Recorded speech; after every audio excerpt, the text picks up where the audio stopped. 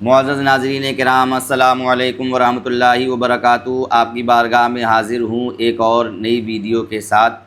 پہلے آپ حضرات یہ ویڈیو کچھ دیر کی ہے، اسے ملاحظہ کریں، اس کے بعد تبصرہ کرتا ہوں۔ پہلے چاند پہ 3 لوگ جائیں گے اور وہ تینوں کے تینوں مسلمان نہیں نان مسلم ہوں گے۔ سبحان اللہ، قرآن نے اعلان کر دیا کہ تینوں کے تینوں نان مسلم ہوں گے۔ کوئی بھی کلمہ پڑھنے والا نہیں ہوگا، کوئی بھی لا الہ الا اللہ کی گواہی دینے والا نہیں ہوگا، کوئی بھی قرآن کی تعلیمات پہ عمل کرنے والا نہیں ہوگا۔ تینوں کو تینوں نان مسلم ہوں گے اور 3 لوگ کم سے کم چاند پہ جائیں گے۔ اب تاریخ میں بیان کر رہا ہوں، اٹھاؤ گوگل کو، مارو سرچ، احمد رضا منظری کی تقریر کی توثیق کر دو، تصدیق کر دو۔ آج یوٹیوب کا زمانہ سیٹلائٹ کا زمانہ ہے۔ جب قرآن نے رہنمائی کر دی والقمر اذا اتسق لترکبن طبقا عن طبق فما لهم لا یؤمنون، قرآن نے اعلان کر دیا چاند پہ جانے والے کم سے کم 3 لوگ ہوں گے اور وہ تینوں کے تینوں نان مسلم ہوں گے۔ اب ذرا دیکھو، ایک روایت میں 16 جولائی 1969 کو، ایک دوسری روایت میں 20 جولائی 1969 کو ایک امریکہ کے ریسرچ سینٹر ناسا میں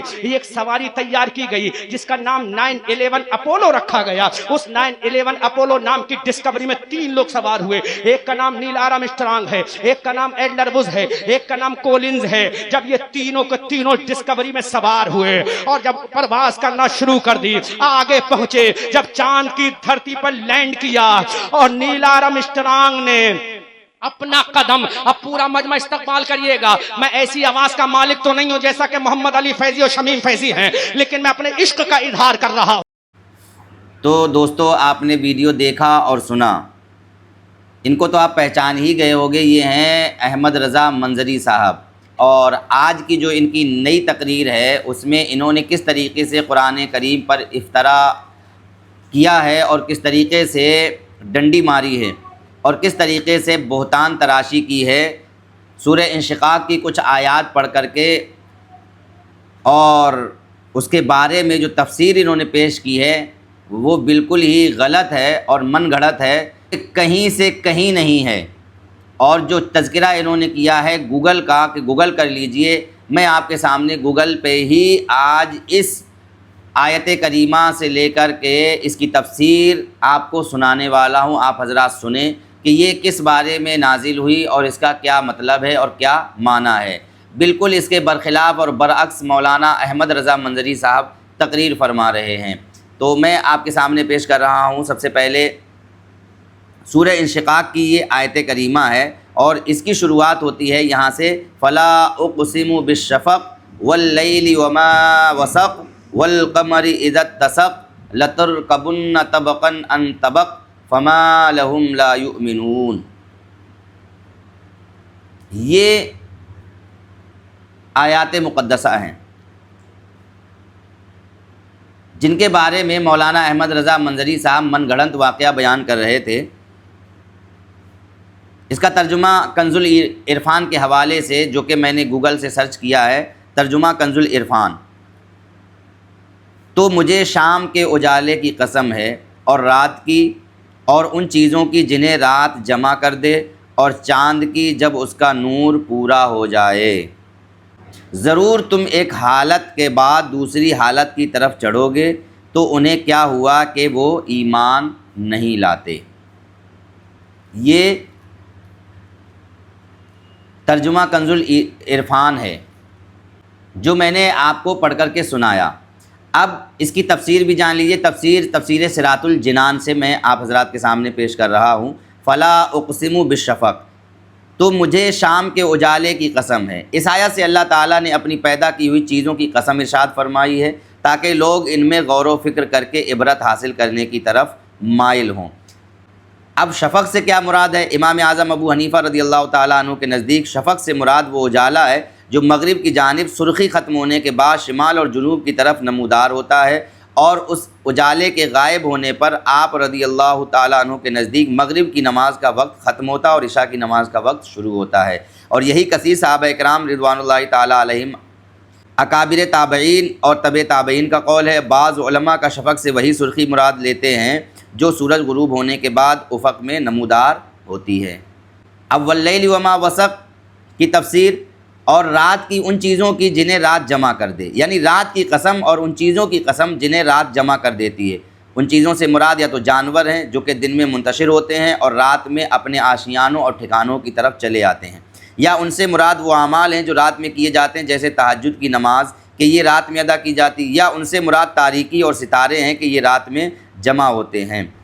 اب مین آیت مقدسہ جس کے بارے میں احمد رضا منظری صاحب بول رہے ہیں والقمری اذا اتسق، اس کی تفسیر سماعت فرما لیں۔ اور چاند کی جب اس کا نور پورا ہو جائے، یعنی کہ چاند کی قسم جب وہ پورا ہو جائے اور اس کا نور کامل ہو جائے۔ چاند کا نور ایام بیز یعنی قمری مہینے کے 13ویں، 14ویں اور 15ویں تاریخ میں کامل ہوتا ہے۔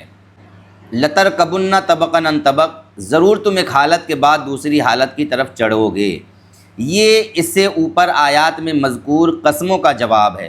بعض مفسرین کے نزدیک اس آیت میں عام انسانوں سے خطاب ہے، اور ایک منزل سے دوسری منزل کی طرف چڑھنے سے مراد یہ ہے کہ اے لوگو، تمہیں ایک حال کے بعد دوسرا حال پیش آئے گا۔ ان احوال کے بارے میں حضرت عبداللہ بن عباس رضی اللہ تعالی عنہما نے فرمایا کہ پہلے موت کی سختیوں اور ہولناکیوں میں مبتلا ہونا، پھر مرنے کے بعد اٹھنا اور پھر حساب کی جگہ میں پیش ہونا مراد ہے۔ اور یہ بھی کہا گیا ہے کہ انسان کے حالات میں مختلف درجے ہیں کہ ایک وقت وہ دودھ پیتا بچہ ہوتا ہے، پھر اس کا دودھ چھوٹتا ہے، پھر اس کے لڑکپن کا زمانہ آتا ہے، پھر وہ جوان ہوتا ہے، پھر اس کی جوانی ڈھلتی ہے اور پھر وہ بوڑھا ہو جاتا ہے۔ بعض مفسرین کے نزدیک اس آیت میں خاص نبی کریم صلی اللہ تعالیٰ علیہ وسلم سے خطاب ہے۔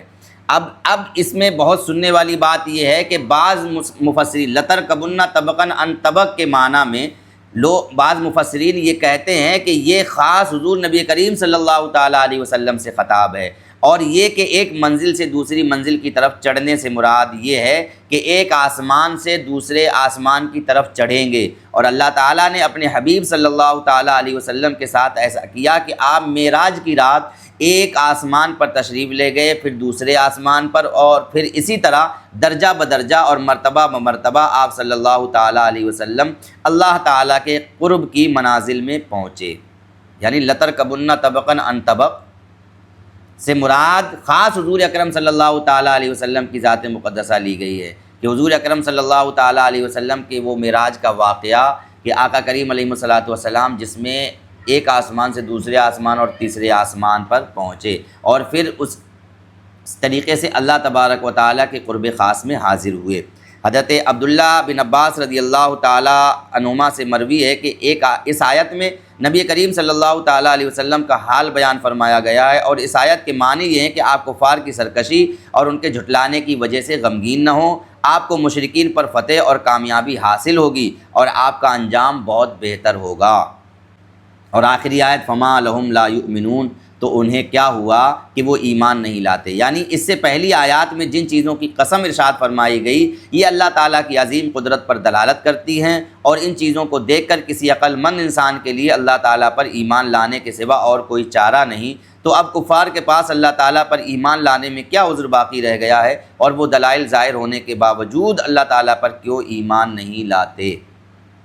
تو دوستان محترم، میں نے آیت مقدسہ کا ترجمہ بھی آپ حضرات کو سنا دیا، اور تفسیر صراط الجنان سے گوگل کر کے، جیسا کہ انہوں نے بتایا تھا مولانا احمد رضا منظری نے، گوگل کیجئے، اٹھائیے اور گوگل کیجئے، گوگل سے ہی میں آپ کو یہ سنا رہا ہوں۔ اور تفسیر صراط الجنان کا یہ میں نے آپ کو پوری تفسیر پڑھ کر کے سنائی ہے ان آیات مقدسہ کے حوالے سے۔ یہ ان آیات مقدسہ میں کہیں بھی کسی بھی غیر مسلم کا چاند کے اوپر جانے کا تذکرہ نہیں ہے۔ اگر کوئی تذکرہ چاند کے اوپر جانے کا ہے تو وہ آقا کریم علیہ الصلوۃ والسلام کا ہے کہ طبق در طبق آپ سفر فرمائیں گے اور آپ بلندیوں کو پہنچیں گے اور اللہ تبارک و تعالیٰ کی بارگاہ میں حاضر ہوں گے۔ ان چیزوں سے پتہ لگتا ہے کہ احمد رضا منظری صاحب صرف من گھڑت واقعہ بیان کر رہے ہیں، قرآن پر افطرا باندھ رہے ہیں، جس سے باز رہنا چاہیے اور بچنا چاہیے تمامی حضرات کو، اور ایسے بیانات کو سننے سے پرہیز اور احتراز کرنا چاہیے۔ لازمی اور ضروری ہے کہ جس سے قرآن کی تفسیر بگڑ رہی ہو اور معنی کچھ کا کچھ کیا جا رہا ہو۔ اس ویڈیو میں اتنا ہی۔ اگر ویڈیو پسند آئے تو آپ اس کو لائک کر سکتے ہیں، شیئر کر سکتے ہیں، اور ہمارے چینل کو سبسکرائب کر سکتے ہیں۔ السلام علیکم۔